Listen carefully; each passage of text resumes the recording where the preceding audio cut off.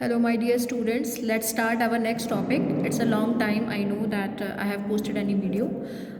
From today, we will start our videos, and it is chapter number 3, that is collection of data. Right? I have already posted part 1 of collection of data, that is the primary and secondary data. What are the sources of primary data? How to collect the data?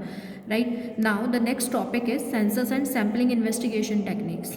Means there is another method or the ways by which we can collect the data by census or by sampling method, right? So what is census actually mean? It is a type of survey, we can say that, right? A survey can be conducted in two ways. हम किसी भी सर्वे को दो तरीके से conduct कर सकते हैं, दैट इज सेंसस मेथड और सैम्पलिंग मेथड. तो सेंसस मेथड क्या होता है in Hindi? I just want to tell you, census एक तरीके से जो हम जनगणना करते हैं घर घर जाकर, तो वो सेंसस मेथड में ही आती है हमारी. When a statistical investigation is conducted wherein the data is collected from each and every element of population, it is known as census method.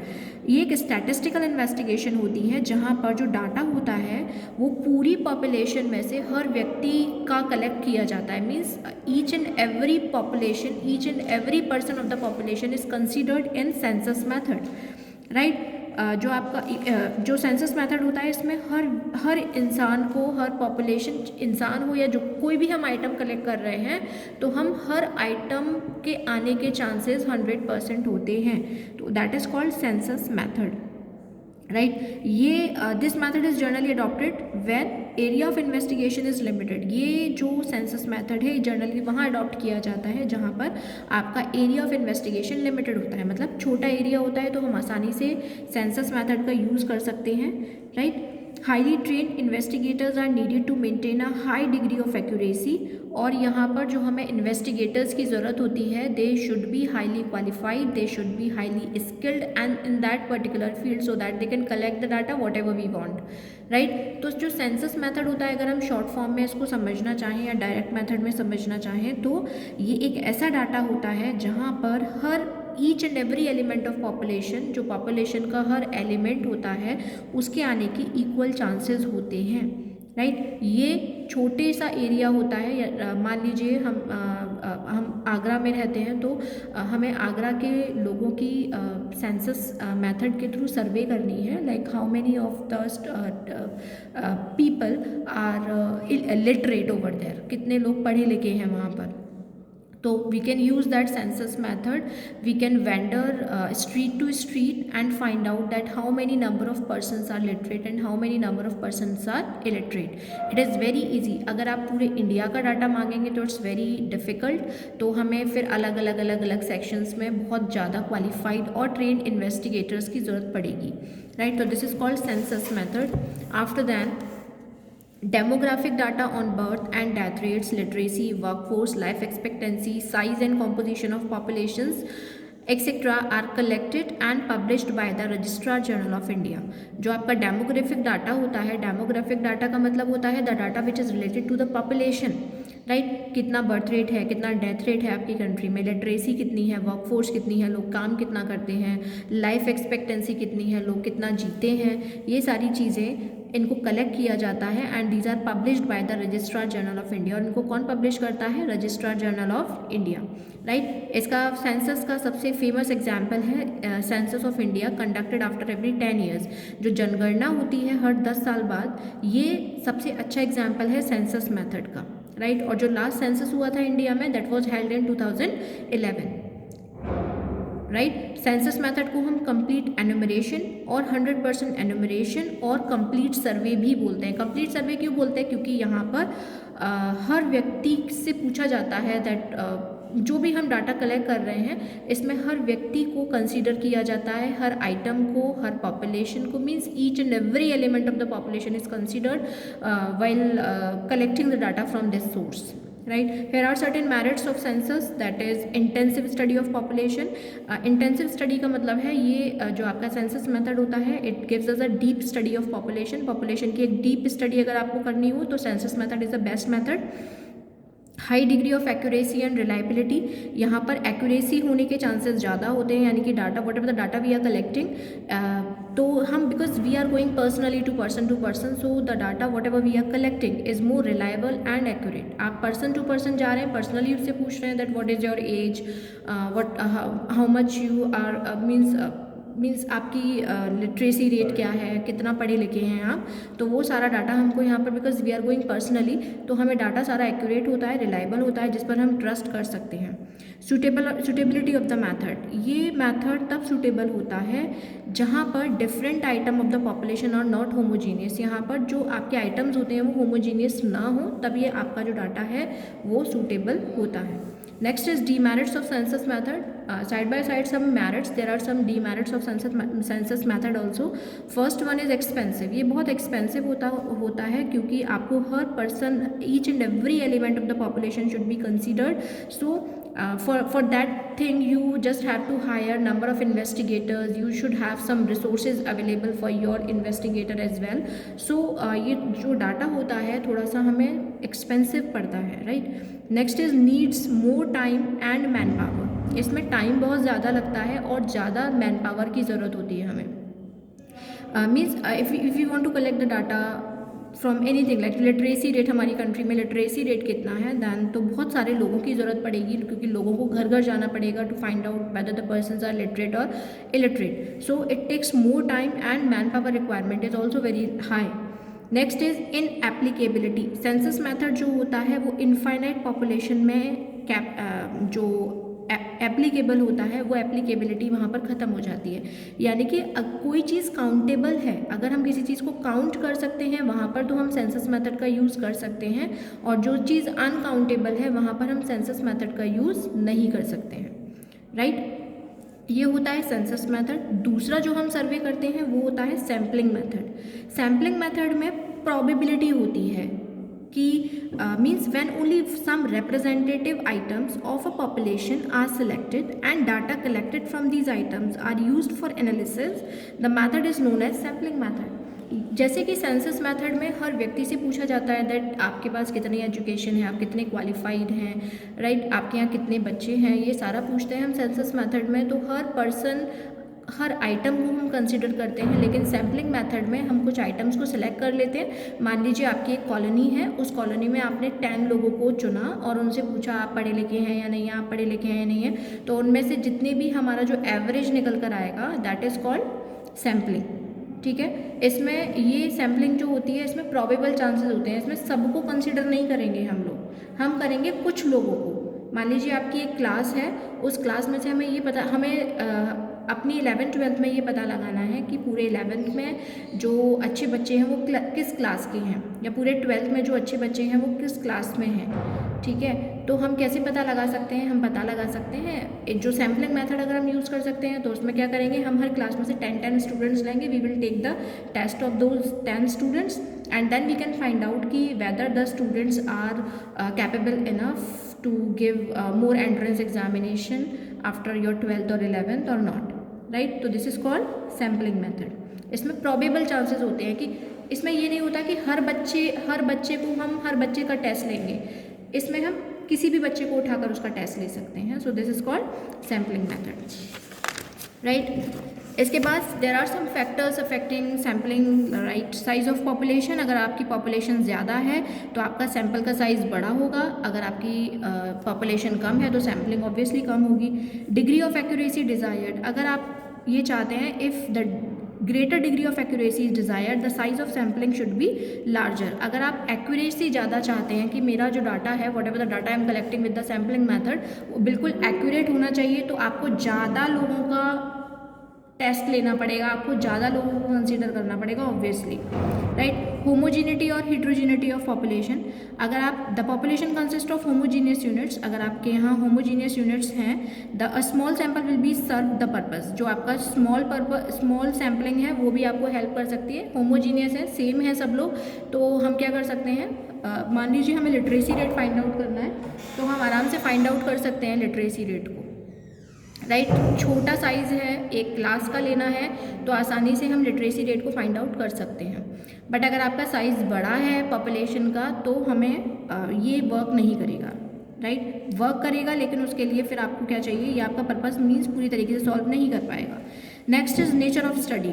इसमें ये देखा जाता है कि आपकी स्टडी का नेचर कैसा है, इंटेंसिव है या कॉन्टिन्यूस स्टडी है। इंटेंसिव मीन्स डीप स्टडी जिसको हम कहते हैं, राइट। कॉन्टिन्यूस स्टडी, कंटिन्यूसली हम किसी चीज़ की स्टडी करते रहते हैं। तो a small sample is quite appropriate. अगर आप किसी भी चीज़ की इंटेंसिव और कॉन्टिन्यूस स्टडी चाहते हैं, कोई डीप नॉलेज लेना चाहते हैं, तो आप एक छोटा सा पार्ट ले सकते हैं और उसकी डीप नॉलेज आपको आसानी से मिल सकती है। तो उस केस में आपका जो सैम्पलिंग मेथड है वो ज़्यादा सूटेबल है।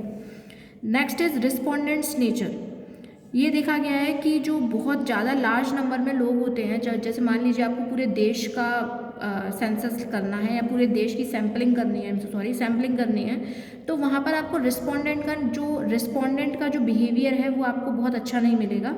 अगर आपको किसी एक छोटी क्लास का या छोटे पॉपुलेशन का, मान लीजिए आपको आगरा का ही सैम्पलिंग करनी है, तो आप आसानी से कर सकते हैं in comparison to whole India, right. वहाँ पर आगरा में रिस्पॉन्ड ज़्यादा अच्छा मिल जाएगा। अगर हम जगह जगह जाएंगे तो रिस्पॉन्ड डिफरेंट मिलने के चांसेस हो सकते हैं। After then there are some merits of sampling method. कुछ मेरिट्स दिए हुए हैं सैम्पलिंग मेथड के। First is reduced cost. जो सैम्पलिंग मेथड होता है it is much more economical than that census method. Census method में हमें हर किसी के घर जाना है, हर किसी से पूछना है, और जो आपका सैम्पलिंग मेथड होता है इसमें हम क्या करते हैं, कुछ लोगों को सिलेक्ट कर लेते हैं और उन्हीं से उनका डाटा पूछते हैं। तो ये कुछ कॉस्ट इसमें कम लगती है। ग्रेटर स्पीड, इसमें स्पीड बहुत ज़्यादा होती है क्योंकि ये ज़्यादातर हम ये जो डाटा कलेक्ट करते हैं ये स्मॉल वॉल्यूम का करते हैं जहाँ पर लोग कम होते हैं। ग्रेटर एक्यूरेसी, यहाँ पर एक्यूरेसी होने के चांसेस इसलिए होते हैं क्योंकि सैम्पलिंग करते वक्त हम साइंटिफिकली और केयरफुली हर डाटा को चेक करते हैं। क्योंकि नंबर ऑफ पर्सन्स कम होते हैं, पॉपुलेशन कम होती है, तो हम डाटा को ज़्यादा अच्छे से इन्वेस्टिगेट कर सकते हैं। Next is greater scope. यहाँ पर जो इन्वेस्टिगेशंस होती हैं उनमें जो इन्वेस्टिगेटर्स होते हैं दे आर हाईली ट्रेन्ड और स्पेशलाइज्ड, राइट। तो ये जो भी डाटा कलेक्ट करते हैं तो वो डाटा पर ज़्यादा रिलायबिलिटी होती है लोगों की, लोग ज़्यादा रिलायबल हो सकते हैं। एडमिनिस्ट्रेटिव कन्वीनियंस, अगर हम सैम्पलिंग करते हैं तो यहाँ पर जो आपका एडमिनिस्ट्रेटिव लेवल पर, अगर आपको कोई एडमिनिस्ट्रेटिव लेवल पर कोई भी काम करना है तो यहाँ पर डाटा को ऑर्गेनाइज करना, उसको सुपरवाइज करना ज़्यादा इजी हो जाता है क्योंकि ऑब्वियसली डाटा बहुत कम होता है हमारे पास, बहुत ज़्यादा नहीं होता सैम्पलिंग में। साइंटिफिक अप्रोच होती है तो लोग ज़्यादा बिलीव कर पाते हैं। It is more scientific than census investigation, right, क्योंकि यहाँ पर ज़्यादा रिलायबिलिटी होती है। I have already told you that. Detailed inquiry, sampling method में नंबर ऑफ यूनिट्स और एरिया जो होता है वो बहुत स्मॉल होता है, इसलिए यहाँ पर हम इंक्वायरी डिटेल में कर सकते हैं, राइट। तो these are sufficient points for you. Side by side some merits, there are some demerits of sampling method also. First is difficult to achieve 100% accuracy. Obviously किसी भी चीज़ को जब हम इन्वेस्टिगेट करते हैं तो 100% एक्यूरेट होने के चांसेस किसी भी चीज़ के कम होते हैं, right. Lack of representativeness of the sample, यहाँ पर मैंने आपको बताया कि हम कुछ रिप्रेजेंटेटिव्स को निकाल लेते हैं, कुछ लोगों को निकाल लेते हैं या कुछ आइटम्स को ले लेते हैं और उन्हीं के बेसिस पर बाकी जितने भी लोग होते हैं उनका डिसीजन ले लेते हैं, राइट। तो ये क्या होता है, यहाँ पर रिप्रेजेंटेटिवनेस की कमी होती है थोड़ी सी। Next is bias in selection of sampling. जब हम सैम्पल को कलेक्ट करते हैं तो हम उसमें बायस भी कर सकते हैं। बायस मतलब मीन्स कुछ इन्वेस्टिगेटर जो होता है कभी कभी वो पार्शियल हो जाता है, पार्शियल हो जाता है। तो उस केस में वो जो लोग उसको अच्छे लगते हैं उनको सिलेक्ट कर सकता है, उन्हीं से डाटा कलेक्ट कर सकता है। तो sometimes it can give us the biased material, right. Next is lack of specific और स्पेशलाइज्ड नॉलेज। यहाँ पर स्पेसिफिक और स्पेशलाइज्ड नॉलेज की थोड़ी सी कमी होती है बिकॉज यहाँ पर जो भी मान लीजिए आपको लिटरेसी रेट फाइंड आउट करना है या किसी भी चीज़ को फाइंड आउट करना है तो वही सेम इन्वेस्टिगेटर जो लाइफ एक्सपेक्टेंसी को फाइंड आउट करने गए थे उन्हीं इन्वेस्टिगेटर्स को आपने फिर से लिटरेसी रेट को फाइंड आउट करने भेज दिया, उन्हीं इन्वेस्टिगेटर्स को आप बर्थ रेट और डेथ रेट फाइंड आउट करने के लिए भेज रहे हैं, even though they are not having that type of information, that type of knowledge, right. तो यहाँ पर थोड़ा सा स्पेशलाइज्ड नॉलेज की कमी होती है। Not possible in case of heterogeneous population. अगर आपकी पॉपुलेशन हीट्रोजीनियस है मीन्स डिफरेंट है, आपको डिफरेंट डाटा कलेक्ट करना है तो this sampling method is not suitable for that, right. तो these are some merits and demerits of sampling. After that we will see our next topic, that is sources of secondary data. इसके बाद हम sources of secondary data को देखेंगे। हमने अभी तक primary data देखा था कि प्राइमरी डाटा होता है फर्स्ट हैंड डाटा जिसको हमारे प्राइमरी इन्वेस्टिगेटर्स कलेक्ट करते हैं। Now the time is for sources of secondary data. Secondary data क्या होता है, जो आई have already told you in my previous video, that is part 1 of that collection of data, that primary data means first hand data. जब पहली बार कोई भी data collect किया जाता है by the investigator, it is known as primary data. और उस primary data में से जो हमें इन्फॉर्मेशन चाहिए होती है जब हम उनका यूज़ करते हैं, that is called secondary data, यानी कि सेकेंड हैंड डाटा। तो second hand data is of 2 types, that is published sources and unpublished sources.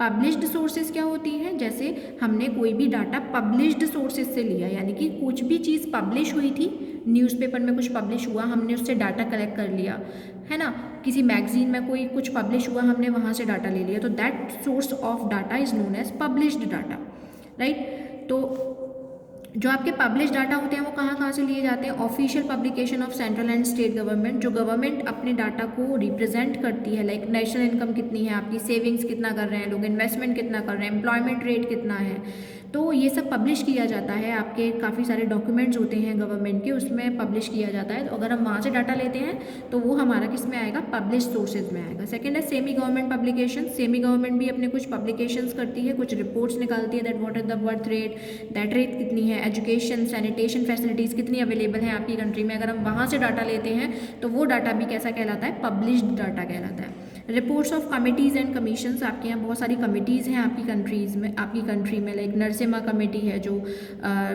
और बहुत सारी कमिटीज़ हैं आपकी कंट्री में जो आपको बहुत सारी चीज़ों के बारे में बताती हैं। प्लानिंग कमीशंस हैं, बहुत सारे कमीशंस हैं, कमिटीज़ बनी हुई हैं। तो जब हम उन कमिटीज़ का डाटा अपने किसी काम के लिए यूज़ करते हैं, that is also known as publish data, right. Next is publications of research institute. आपके यहाँ बहुत सारे रिसर्च इंस्टीट्यूट हैं, लाइक आपके यहाँ है Indian council of agriculture research, Indian statistical institution, national council of education research. तो ये जो भी डाटा अपना पब्लिश करते हैं in the form of magazines, journals, newspapers, तो हम वहाँ से जो भी डाटा कलेक्ट करते हैं, that data is known as publish data, right. International publications होती हैं, प्राइवेट पब्लिकेशंस होती हैं, पब्लिकेशंस ऑफ ट्रेड एसोसिएशंस होती हैं, ट्रेडर्स जितने भी होते हैं वो अपने यहाँ जो भी अपने डाटा को पब्लिश करते हैं, न्यूज़पेपर मैगजीन से हम जो भी डाटा लेते हैं, ये सारा डाटा हमारा कैसा कहलाता है, अनपब्लिश डाटा। अनपब्लिश डाटा क्या होता है कि जब डाटा कोई पब्लिश नहीं करता है, हमने डाटा को पब्लिश नहीं किया है, राइट, लेकिन हमने उस डाटा को अदर पर्सन से कलेक्ट किया है for the purpose of investigation, right, तो उसको हम बोलते हैं अनपब्लिश डाटा, यानी कि पब्लिश नहीं हुई है वो रिपोर्ट, हमने दूसरे लोगों से वो डाटा कलेक्ट किया है, तो उसको बोलते हैं हम अनपब्लिश। यहाँ पर बहुत अनपब्लिश्ड में कुछ बहुत ज़्यादा नहीं है कि अनपब्लिश्ड होता क्या है, जो पब्लिश नहीं हुआ है that is unpublished data, right. इसके बाद जो इम्पॉर्टेंट टॉपिक है वो है आपका सेंसस ऑफ इंडिया। इंडिया की जो जनगणना है उसके बारे में कुछ इंपॉर्टेंट पॉइंट्स दिए हुए हैं यहाँ पर, we have to take it very seriously. आपको पता है जो सेंसस है it is regularly conducted over every 10 years, हर 10 साल बाद आपकी कंट्री की जनगणना होती है। एंड सिंस 1881 से ये चलता आ रहा है। The first census after independence was held in 1951। सबसे पहला जो सेंसस हुआ था आपकी कंट्री में वो आफ्टर इंडिपेंडेंस 1951 में हुआ था। जो इंडियन सेंसस है उसमें जो आपके स्कॉलर्स हैं, रिसर्चर्स हैं, राइट, और डेमोग्राफिक, इकोनॉमिक्स, इन सब का जो डाटा है वो ज़्यादा पब्लिश किया जाता है। जो आपका डाटा होता है उसको पब्लिश करने का काम मैंने अभी आपको पहले भी बताया था, जितने भी आपके ऑफिस होते हैं, office of registrar general and census commission India under ministry of home affairs government of India, ये इनका काम होता है। सेंसस को कंडक्ट करवाना किसका काम होता है, census commissioner of India under ministry of home affairs, that is government of India, right. जो आपका सेंसस होता है उसमें जो डाटा कलेक्ट किया जाता है वो जनरली पॉपुलेशन से रिलेटेड ज़्यादा होता है, लाइक साइज़ क्या है, डेंसिटी क्या है, सेक्स रेशियो क्या है, लिटरेसी रेट क्या है, लोग कितना माइग्रेट कर रहे हैं हमारी कंट्री से, या एक सेक्टर से दूसरे सेक्टर में, या एक स्टेट से दूसरे स्टेट में, राइट। तो ये सारी चीज़ें इसमें देखी जाती हैं। सेंसस सिर्फ स्टैटिस्टिकल ऑपरेशन नहीं है, बल्कि जो डाटा इसमें हम कलेक्ट करते हैं that data is interpreted and analysed in an interesting manner, ठीक है। हम उसको डाटा को इंटरप्रेट करते हैं, उसको एनालिसिस करते हैं, उसकी देखते हैं कि क्या रिजल्ट्स आया है उसको डाटा को कलेक्ट करने से। And the most recent census of India was perform in 2011, और सबसे ज़्यादा जो अभी रिसेंटली जो आपका सेंसस हुआ है दैट इज़ इन 2011, और जो 2011 में जो सेंसस हुआ है that is the 15th census after independence, 7th after independence, ठीक है। After that the last topic of this chapter is national sample survey organisation. इसके बारे में जानना बहुत ज़रूरी है। हमारी कंट्री में आपके एक ऑर्गेनाइजेशन है NSSO, national sample survey organisation, and it was set up in 1950, और इसी के चलते हमारे यहाँ स्टार्ट हुआ था सेंसस, जनगणना करना, and it was chaired by the professor PC Mahalanobis, right. इसको जो चेयरपर्सन जो थे जिन्होंने इनको स्टार्ट किया था that is what PC Mahalanobis. इनका बेसिक एम क्या था, was to fill up large gaps in statistical data for computation of national income aggregates, especially in respect of unorganized or household sector of the economy। आपका unorganise sector आप लोग हम सभी लोग जानते हैं, there are 2 sectors in our economy, organise sector and unorganise sector. Organise sectors वो sectors होते हैं जहाँ पर 10 से ज़्यादा लोग, 10 से मीन्स एक तरीके का ऐसा सेक्टर जहाँ प्राइवेट और पब्लिक दोनों काम कर रहे होते हैं, पब्लिक सेक्टर और प्राइवेट सेक्टर दोनों आते हैं, जहाँ पर उनको स्पेशल बेनिफिट्स मिलते हैं, PF वगैरह के बेनिफिट्स, मेडिक्लेम के बेनिफिट्स, सारे बेनिफिट्स उनको अवेलेबल होते हैं, वो हमारा। और इनका मेन एम ये था कि स्पेशली जो आपका इनकम आ रही है, हम ऑर्गेनाइज सेक्टर की तो आराम से इनकम को फाइंड आउट कर सकते हैं, लेकिन अनऑर्गेनाइज और हाउस होल्ड सेक्टर जो होती है हमारी इकोनॉमी में, उसके सेक्टर से कितनी इनकम आ रही है वो फाइंड आउट करना थोड़ा मुश्किल होता है, ठीक है। जैसे आपके जितने भी हॉकर्स होते हैं, पैडलर्स होते हैं, स्ट्रीट पर छोटी छोटी शॉप्स लेकर बैठे होते हैं लोग, उनकी इनकम कितनी है, उनको नेशनल इनकम में कैसे काउंट करना है, मेन एम ये था इस ऑर्गेनाइजेशन का, right. and it was started in March 1970, और NSSO is an organization in the Ministry of Statistics and Programmed Implementation of the Government of India। ये एक NSSO एक ऐसी ऑर्गेनाइजेशन है जो ministry of statistics and programmed implementation of the government of India के under work करती है। Largest organisation है जो रेगुलरली सोशियो इकोनॉमिक सर्वेस करती है, जो हमारी सोसाइटी के लिए भी और इकोनॉमिक कंडीशंस को भी रिवील करती है in front of your country, right. NSSO जो होती है वो नेशन वाइड एक सोशियो इकोनॉमिक इशूज़ पर वर्क करती है, और टाइम टू टाइम अपनी रिपोर्ट्स भी पब्लिश करती है कि कितना लिटरेसी रेट चल रहा है, मीन्स ये प्रोवाइड करती है हमें लिटरेसी रेट क्या है, स्कूल एनरोलमेंट कितना है, लोग कितने बच्चे कितने स्कूल जा रहे हैं, एम्प्लॉयमेंट कितना है, अनएम्प्लॉयमेंट कितना है, सर्विस सेक्टर्स एंटरप्राइजेस कितने हैं, मैन्युफैक्चरिंग में लोग कितने लगे हुए हैं, वो सारी चीज़ों का काम जो होता है वो NSSO का होता है, राइट। NSSO जो होता है इसमें 3 टाइप की सर्वेस करता है, ज़्यादातर सोशियो इकोनॉमिक सर्वेस का होती हैं, एनुअल सर्वे होती है इंडस्ट्रीज़ की, और एग्रीकल्चर सर्वेज होती है। यानी कि मेनली हम एग्रीकल्चर सेक्टर ये देखते हैं कि कितनी इनकम, नेशनल इनकम कितनी जनरेट हो रही है, हमारे यहाँ कितनी इनकम है लोगों की, कितनी एम्प्लॉयमेंट अपॉर्चुनिटीज़ मिल रही हैं लोगों को, ये सारा काम आपका NSSO का होता है। तो here your chapter is been finished, and in the next video we will start our next chapter that is organisation of data. Till then, goodbye.